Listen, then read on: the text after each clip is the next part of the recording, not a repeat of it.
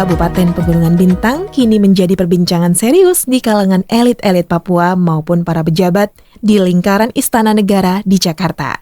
Wacana ini kemudian mencuat usai pemerintah Kabupaten Pegunungan Bintang melakukan pertemuan bersama TNI dan Polri dalam membahas sejumlah isu-isu penting tentang situasi Papua Pegunungan, lebih khusus wilayah Pegunungan Bintang yang merupakan beranda negara dengan Papua Nugini. Ada beberapa poin penting yang dapat dilihat dari mengapa wacana ini begitu menguat.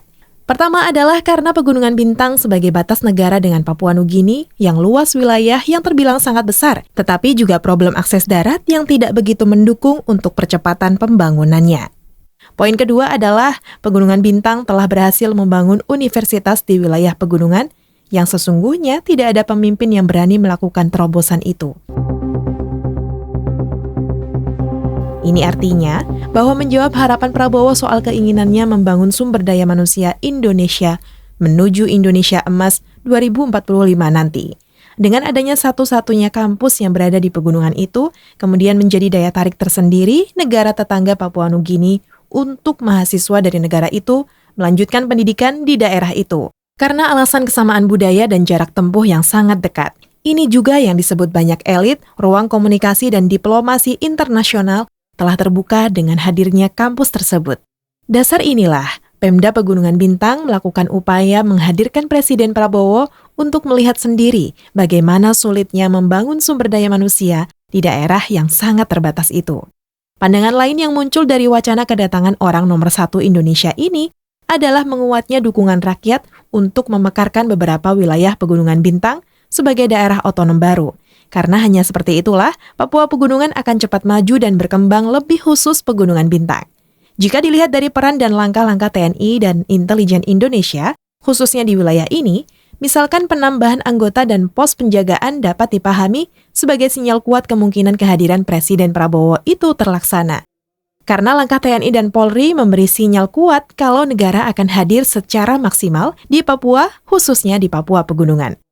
Brigjen TNI Tevi Azebuah selaku Kasdam 17 Cendrawasih usai melakukan pertemuan bersama Pemda Pegubin di Jakarta mengatakan, TNI dan Polri akan maksimal dalam membantu pemerintah daerah Pegunungan Bintang dalam setiap program pembangunannya. Ia juga memberi sinyal jika Presiden Prabowo hadir dalam kesempatan menghadiri undangan peresmian kampus Okmin Papua itu, maka kesiapannya sudah harus dipikirkan dari sekarang. Pada kesempatan itu juga, Bupati Speyan Bidana didampingi staf khususnya Profesor Sarjono mengatakan kepada pihak TNI dan Polri saat itu bahwa undangan kepada Presiden sudah disampaikan dan tinggal menunggu waktu konfirmasi kepastiannya saja. Kami sampaikan kepada Bapak-Bapak kalau undangan ke Bapak Presiden hadir di peresmian Universitas Okmin itu sudah kami sampaikan. Ini tentu saja Bapak-Bapak TNI dan Polri sudah harus siap, kata Profesor Sarjono saat itu. Beberapa poin penting dalam pertemuan itu juga adalah tentang usulan Pemda Pegubin untuk membangun pos lintas batas negara sebagai beranda untuk melayani rakyat keluar masuk PNG dan Indonesia, lebih khusus mereka yang melanjutkan pendidikan di Universitas Okmin. PLBN ini sendiri, kata Bupati Spey, harus melalui peraturan Presiden agar prosesnya lebih cepat.